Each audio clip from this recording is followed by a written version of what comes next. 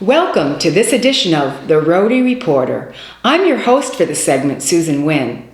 For years, Rhode Island's David Cicilline was a local and some say acquired taste. Like a cabinet on a hot day, coffee milk, or Dell's frozen lemonade, few outside the Ocean State knew about attorney, state rep, mayor, or Congressman C.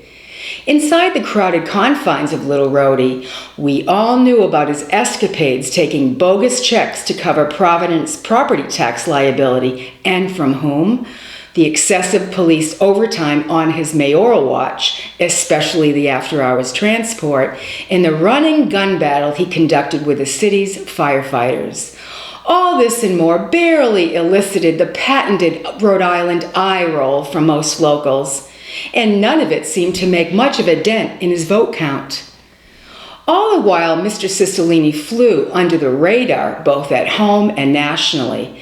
Imagine the shock and dismay the other 49 felt in just the last few months as House Majority leadership unleashed the now 5-term Invisible Man on an unsuspecting and unprepared populace.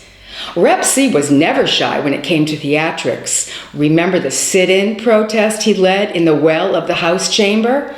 Those who did know him only from the district probably had only heard that he held an exceedingly safe seat in that he was reputed to be the current member and greatest encyclopedic knowledge of the D.C. club scene. With that ironclad resume, he has suddenly popped up on the cable news outlets as a budding spokesperson for the frenemies who sit in the Democrat caucus. Today, suddenly, he can be seen and heard on flat screens from Valley High to Mineola. He's now gaining a reputation as one of the most strident attackers on display at the circus-style House committee hearings with which we are barraged these days.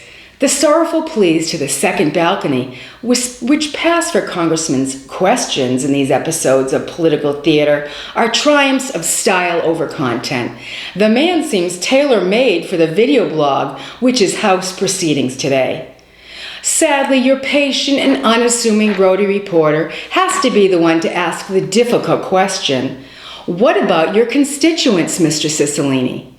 How, may I ask, has any of this newfound limelight brought any benefit whatsoever to the hard-working, tax-paying men and women of your home district? Amid all the fun of being put forward by the speaker so she doesn't have to play the fool, can you say anything to the folks at home that might be a value argument on what they're getting for all of this?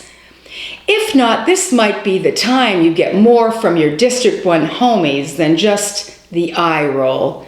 Simply a word to the wise, sir.